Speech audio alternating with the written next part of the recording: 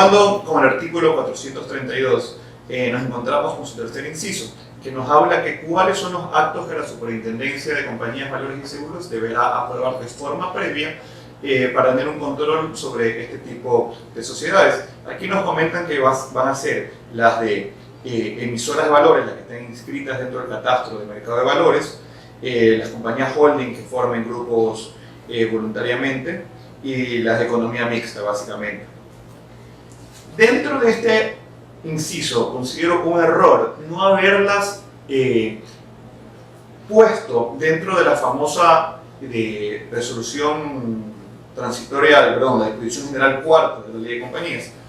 La disposición general cuarta nos habla lo siguiente, dice: los siguientes actos societarios requerirán la resolución aprobatoria de la Superintendencia de Compañías y Valores de forma previa a su inscripción en el registro mercantil.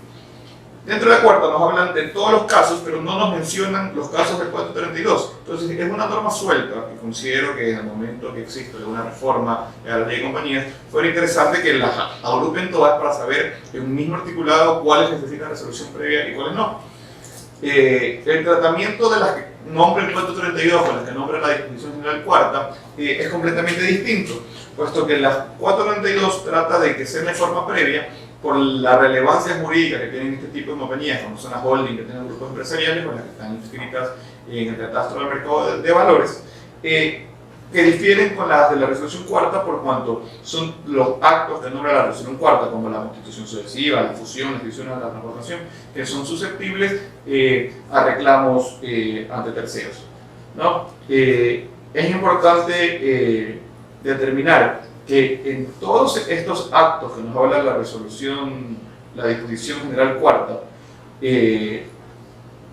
determinan que debe haber un certificado de no oposición. ¿Qué es este famoso certificado de no oposición? Todos estos actos son oponibles ante terceros.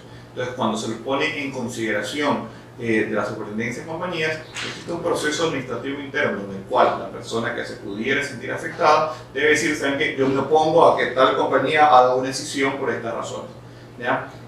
Al nosotros no tener este control, solicitamos a la Superintendencia de Compañías que nos den el famoso certificado de no oposición, más conocido como también pedir muchas veces certificado de publicación. ¿Por qué pedimos que llamamos a veces en observaciones, nos seguimos equivocando nosotros y ponemos certificados de publicación? Porque antes la Super nos certificaba que se había dado la publicación por la prensa, ¿ya? Y que dicha publicación, ¿ya?, no fue sujeta a oposición por parte de ninguna persona. Por eso todavía a veces nosotros le llamamos certificado de publicación. Sin embargo, dentro de las reformas que se hicieron, de las que estamos hablando, se reformó también que las publicaciones que deben hacer las compañías ya no deben ser por la prensa, sino son hechas gratuitamente en el portal de de compañías, valores y seguros.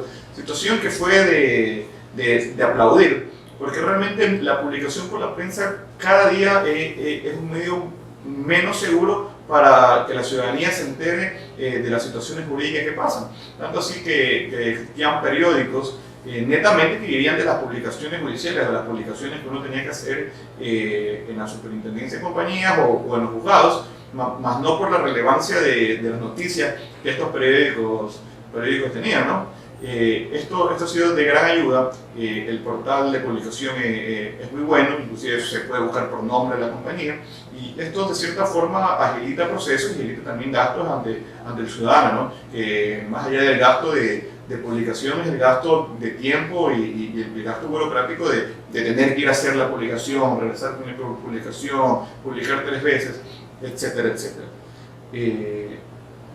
Como les digo, el certificado que se debe pedir es el certificado de la Superintendencia que no hubo oposición por parte de terceras personas o de miembros de la compañía, y con este certificado nosotros tenemos la completa seguridad de que el acto es completamente inscribible con resolución de la Superintendencia de Compañías, Valores y Seguros.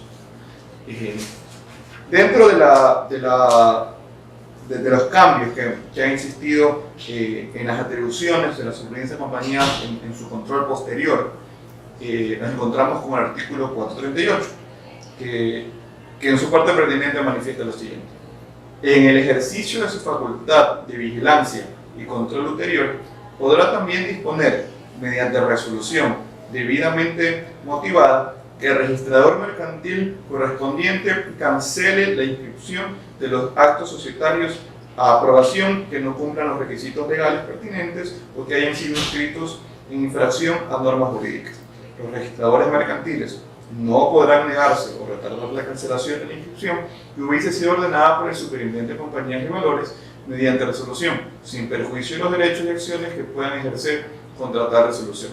La resolución que dispone de la cancelación de inscripción se notificará a las personas, entidades, al superintendente estime pertinente, y un extracto se publicará en el sitio web de la superintendencia.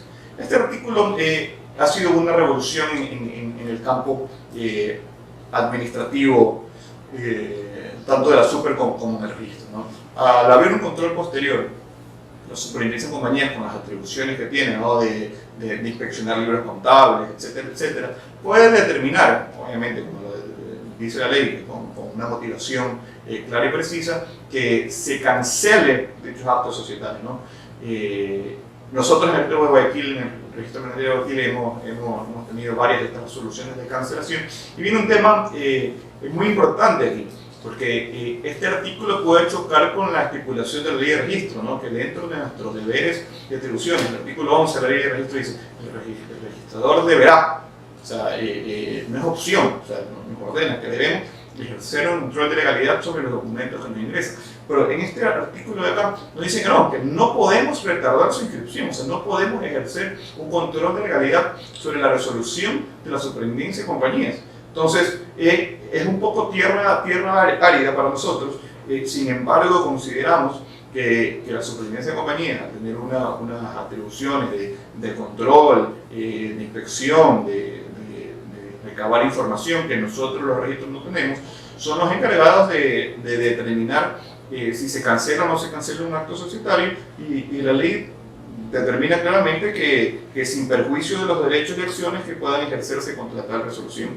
Entonces, nos encontramos aquí contra resoluciones de cancelación, pero en lo particular considero que existe un problema acá, que nos habla de los actos societarios, de correspondientes se cancela la inscripción de los actos societarios, como lo determinaba en el módulo anterior.